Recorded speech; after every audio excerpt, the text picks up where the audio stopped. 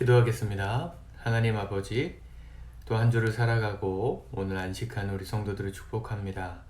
하나님께서 주시는 새 힘으로 우리의 쉼 가운데도 능력을 더하셔서 잘 쉬게 하시고 또 몸과 마음이 회복되어 내일 주님의 날 새 한 주를 열어가는 시작을 잘 할 수 있도록 우리 성도들 축복하옵소서.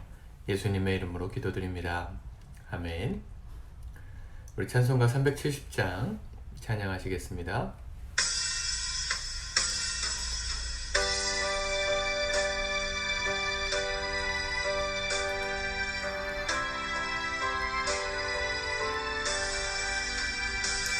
주 안에 있는 나에게 단 근심이 있으랴.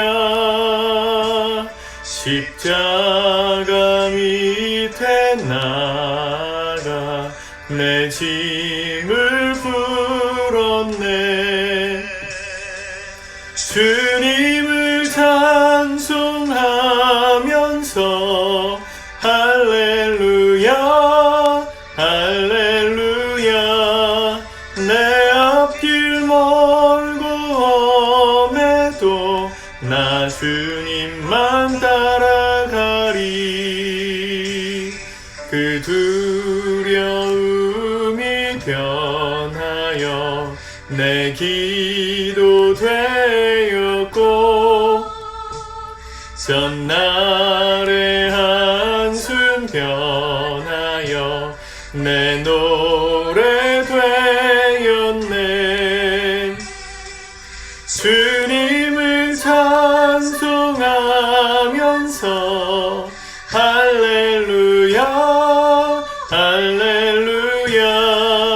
내 앞길 멀고 험해도 나 주님만 따라가리. 내 주는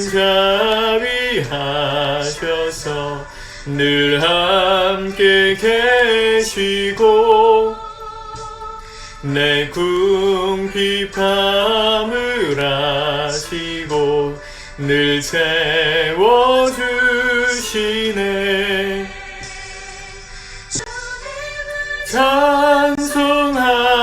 찬송하면서 할렐루야 할렐루야. 내 앞길 멀고 험해도 나 주님만 따라가리.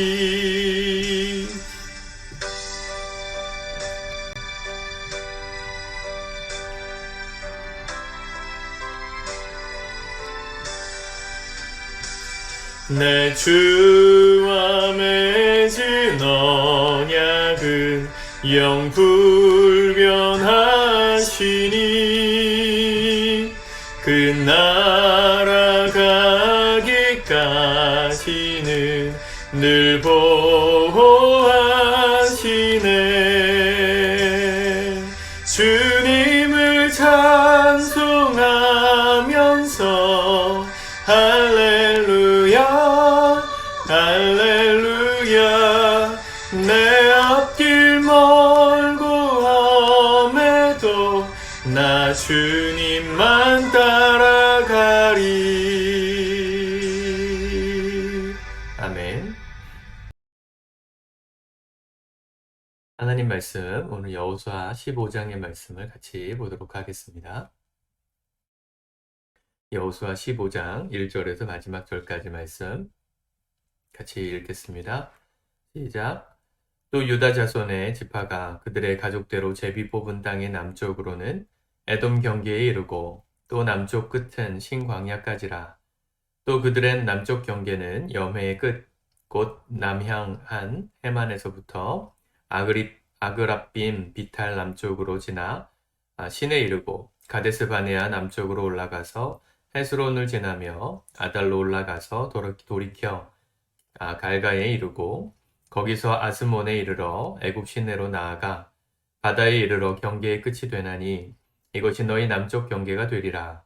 그 동쪽 경계는 염해이니 요단 끝까지요. 그 북쪽 경계는 요단 끝에 있는 해만에서부터 벳 호글라로 올라가서 벳 아라바 북쪽을 지나 르우벤 자손 보안의 돌에 이르고 또 아골 골짜기에서부터 드비를 지나 북쪽으로 올라가서 그 강 남쪽에 있는 아둠밈 비탈 맞은편 길가를 향하고 나아가 엔세메스 물들을 지나 엘로겔에 이르며 또 흰놈의 아들의 골짜기로 올라가서 여부스 곧 예루살렘 남쪽 어깨에 이르며 또 흰놈의 골짜기 앞서쪽에 있는 산 꼭대기로 올라가나니 이곳은 르바임 골짜기 북쪽 끝이며 또 이 산 꼭대기에서부터 넵도아 샘물까지 이르러 에블론 산 성읍들로 나아가고 또 바알라 곧 기럇 여아림으로 접어들며 또 바알라에서부터 서쪽으로 돌이켜 세일산에 이르러 여아림 산 곧 그 살론 곁 북쪽에 이르고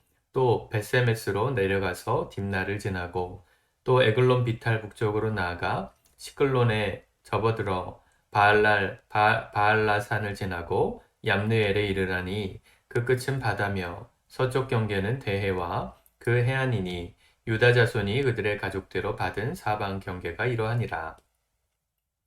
여호와께서 여호수아에게 명령하신 대로 여호수아가 기럇 아르바 곧 헤브론을 유다 자손 중에서 분깃으로 여분네의 아들 갈렙에게 주었으니 아르바는 아낙의 아버지였더라. 갈렙이 거기서 아낙의 소생 그 세 아들 곧 세세와 아히만과 달메를 쫓아내었고 거기서 올라가서 드빌 주민을 쳤는데 드빌의 본 이름은 기럇세벨이라. 갈렙이 말하기를 기럇세벨을 쳐서 그것을 점령하는 자에게는 내가 내 딸 악사를 아내로 주리라 하였더니 갈렙의 아우 그나스의 아들인 온니엘이 그것을 점령함으로 갈렙이 자기 딸 악사를 그에게 아내로 주었더라. 악사가 출가할 때에 그에게 청하여 자기 아버지에게 밭을 구하자 하고 나귀에서 내리매 갈렙이 그에게 묻되 내가 무엇을 원하느냐 하니 이르되 내게 복을 주소서 아버지께서 나를 네겝 땅으로 보내시오니 샘물도 내게 주소서 하매 갈렙이 이 윗샘과 아랫샘을 그에게 주었더라. 유다 자손의 지파가 그들의 가족대로 받은 기업은 이러하니라.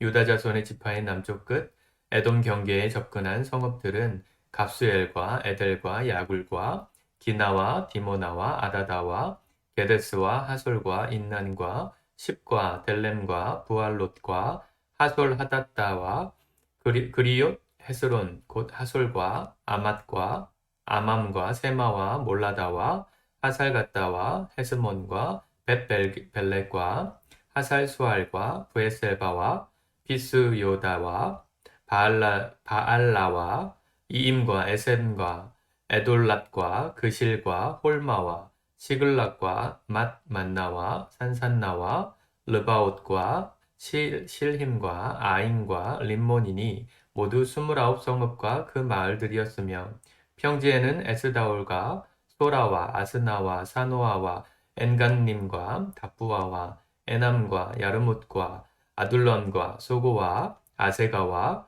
사하라임과 아디다임과 그데라와 그대로 다임이니 14성읍과 그 마을들이었으며 스난과 하다사와 믹달갓과 딜르안과 미스베와 욕두엘과 라기스와 보스갓과 에글론과 갑본과 라맘과 기들리스와 그데롯과 베다곤과 나아마와 막게다이니 16성읍과 그 마을들이었으며 림나와 에델과 아산과 입다와 아스나와 느십과 그일라와 악십과 마레사니 9성읍과 그 마을들이었으며 에글론과 그 촌락들과 그 마을들과 에글론에서부터 바다까지 아스돗 곁에 있는 모든 성읍과 그 마을들이었으며 아스돗과 그 촌락들과 그 마을들과 가사와 그 촌락들과 그 마을들이니 애굽 시내와 대해의 경계까지 이르렀으며 산지는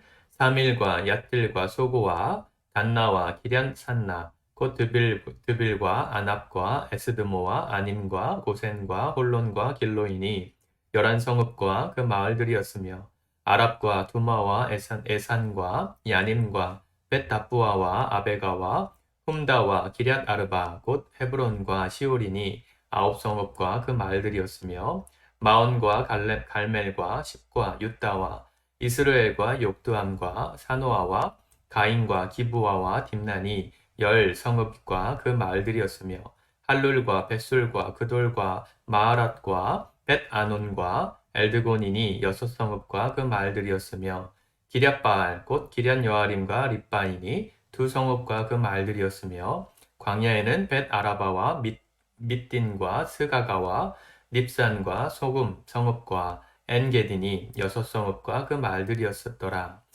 예루살렘 주민 여부스 족속을 유다 자손이 쫓아내지 못하였으므로 여부스 족속이 오늘까지 유다 자손과 함께 예루살렘에 거주하니라. 아멘. 오늘은 유다 지파의 땅 분배, 지명과 또 성읍들의 이름이 등장하는 말씀입니다.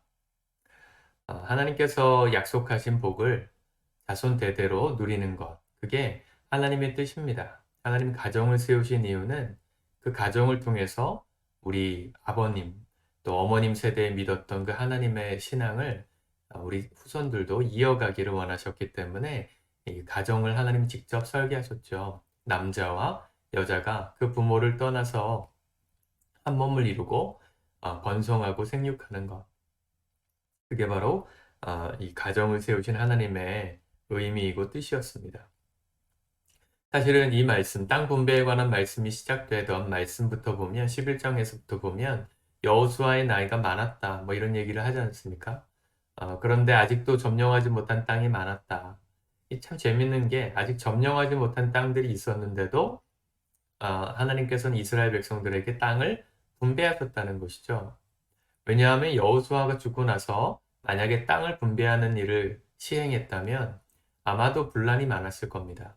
왜냐하면 출애굽 1세대의 유일한 마지막 끝자락의 사람들이 여호수아와 갈렙 같은 사람들이었거든요. 그들은 출애굽의 기적을 경험했던 사람들입니다. 하나님께서 이 노예로 살던 그들을 광야를 지나 약속하신 땅에 들어가게 하신 이 처음부터 끝까지의 역사를 알고 있었던 사람이 살아있을 때 그들로 인해서 땅을 분배하는 일이 벌어져야만 분말 없이 큰 탈 없이 배분될 수 있었기 때문에 미리 이 점령되지 않은 땅들에 대한 분배를 미리 정하시고 알려주고 계시는 것입니다. 63절 마지막 절에 보면 예루살렘 주민 여부스 족속을 유다 자손이 쫓아내지 못하였으므로 여부스 족속이 오늘까지 유다 자손과 함께 예루살렘에 거주하니라. 이 유다 자손이 중요한 이유는 다윗의 조상이기 때문입니다. 사실은 이스라엘의 거의 대부분의 역사서 모세오경을 모세가 썼다고 생각하면 그 이후에 쓰여진 여호수아, 사사기, 룻기, 사무엘상하, 열왕기상하, 역대상하 뭐 이런 말씀들은요. 사실은 이스라엘의 역사를 기록한 책인데 사실은 그 당시보다는 후대에 기록됐을 가능성이 훨씬 큽니다.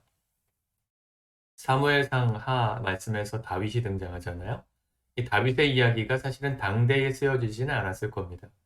대부분의 말씀들은 이 포로기, 이스라엘이 완전히 범죄하고 하나님 앞에서 나라가 무너지게 되는 이 포로로 끌려가던 70년이 시작되기 전 그리고 후 포로기가 끝난 후 이 두 가지 시점에 역사서가 쓰여졌을 것인데 이 여호수아 말씀도 비슷합니다. 63절에 보면 이런 말씀들은 사실 후대에 기록됐을 가능성이 크죠. 여호수아가 여호수아를 썼다 이렇게 보통은 그렇게 생각하지만 사실은 상징성을 가지고 있는 것이지 여기 보면 오늘까지라는 표현이 있잖아요. 여호수아 시대 때도 점령 안 됐던 그때 그 땅이 오늘까지 그러니까 후대의 어느 시점까지 이어지고 있었다 이런 얘기를 하는 것이죠. 이 여부스 족속이 1000년 가까이 점령이 안 됩니다. 1000년 가까이 정복이 안 됩니다. 그 땅을 정복한 사람이 누구냐면 다윗이죠. 다윗은 어떻게 그 천혜의 요새였던 그 여부스 족속이 있었던 땅 지역이 고산지대여가지고 아주 그냥 올라가는 성벽 자체가 이 산으로 올라가는 길이어서 아주 천혜의 요새였거든요. 근데 이런 말씀들을 기록해 놨던 걸 보면 다윗의 업적을 좀 상징적으로 보여줄 수 있는 말씀에 복선을 까는 것이죠. 다윗은 그 1000년 넘게 점령하지 못했던 이 여호수아의 땅 가나안 정복 전쟁에 거의 마침표를 찍은 사람이었습니다. 그러니까 하나님의 나라의 역사를 이렇게 생각해 보면 어느 한 시점에 모든 것이 다 이루어지지는 않을 수도 있다는 걸 알 수 있습니다. 기라성 같은 모세가 있었고 또 모세만큼이나 대단했던 여호수아의 시대를 거쳤지만 이 하나님 나라, 이스라엘 나라가 세워지는 것은 그 당시에 다 완성되진 않았어요. 다 사명이 있는 것입니다. 사명이 있었던 사명을 다 감당하고 그 후대에게 그 남은 사명들을 넘겨서 우리의 구세주이신 예수 그리스도, 이 땅에 오신 예수 그리스도의 그 십자가의 완성, 그 현장까지 이어져 왔던 것이죠. 우리의 삶도 마찬가지입니다. 우리가 살아가는 모든 삶의 여정이 우리 당대의 모든 걸 다 이루리라 생각하면 너무 버겁고 힘듭니다. 탁월한 사람은 누구냐면 내가 모든 것을 다 이루고 열매를 보리라 하는 사람이 아니고요. 자신의 사명이 무엇인지, 어디까지 내가 해야 될 일인지를 정확하게 아는 사람, 그가 지혜로운 사람이고 탁월한 사람입니다. 우리나라의 건국사를 보면, 대한민국의 건국사를 보면 그런 타고난 리더들이 있었어요. 한 사람에 대한 인물에 대한 평가는 공과 과를 다 봐야 합니다. 잘한 것도 있고 못한 것도 있기 때문이죠. 그렇죠. 이 성경에 나오는 수많은 인물들에게도 공과 과가 있잖아요. 다윗에게도 잘한 게 있고 또 범죄한 사실들이 다 있습니다. 양면을 다 봐야 그 사람의 사명이 무엇이었는가를 볼 수 있거든요. 우리나라의 초대 대통령 이승만 대통령